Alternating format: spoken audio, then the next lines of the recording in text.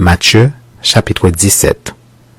6 jours après, Jésus prit avec lui Pierre, Jacques et Jean son frère, et il les conduisit à l'écart sur une haute montagne. Il fut transfiguré devant eux. Son visage resplendit comme le soleil, et ses vêtements devinrent blancs comme la lumière. Et voici, Moïse et Élie leur apparurent, s'entretenant avec lui. Pierre, prenant la parole, dit à Jésus, « Seigneur, il est bon que nous soyons ici. Si tu le veux, je dresserai ici 3 tentes, une pour toi, une pour Moïse et une pour Élie. » Comme il parlait encore, une nuée lumineuse les couvrit, et voici une voix fit entendre de la nuée ces paroles. « Celui-ci est mon fils bien-aimé, en qui j'ai mis toute mon affection.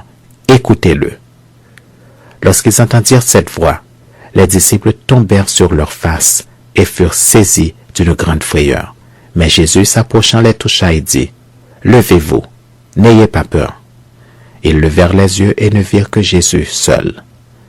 Comme ils descendaient de la montagne, Jésus leur donna cet ordre. « Ne parlez à personne de cette vision, jusqu'à ce que le Fils de l'homme soit ressuscité des morts. »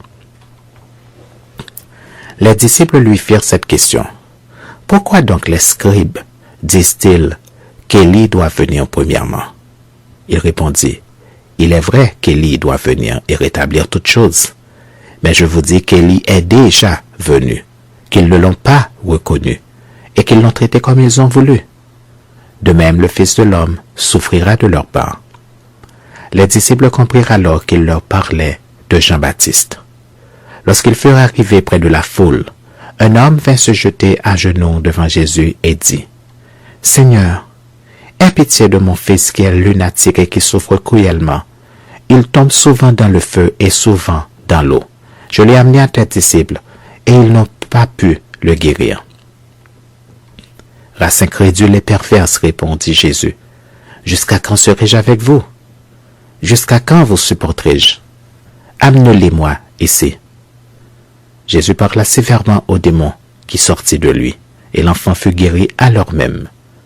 Alors les disciples s'approchèrent de Jésus et lui dirent en particulier, « Pourquoi n'avons-nous pas pu chasser ce démon? » « C'est à cause de votre incrédulité, leur dit Jésus. Je vous le dis en vérité. Si vous aviez de la foi comme un grain de senevé, vous diriez à cette montagne, « Transporte-toi d'ici là, » et elle se transporterait. Rien ne vous serait impossible. Mais cette sorte de démon ne sort que par la prière et par le jeûne. Pendant qu'ils parcouraient la Galilée, Jésus leur dit, « Le Fils de l'homme doit être livré entre les mains des hommes. Ils le feront mourir, et le 3e jour, il ressuscitera. » Ils furent profondément attristés. Lorsqu'ils arrivèrent à Capernaüm, ceux qui percevaient les 2 drachmes s'adressèrent à Pierre et lui dirent, « Votre maître ne paie-t-il pas les 2 drachmes? » « Oui, dit-il. » Et quand il fut entré dans la maison, Jésus le prévint et dit, « Que t'en semble, Simon? Les rois de la terre, de qui perçoivent-ils des tributs ou des impôts? De leurs fils ou des étrangers? » Il lui dit, « Des étrangers. » Et Jésus lui répondit, « Les fils en sont donc exempts. Mais, pour ne pas les scandaliser, va à la mer, jette l'hameçon et tire le premier poisson qui viendra.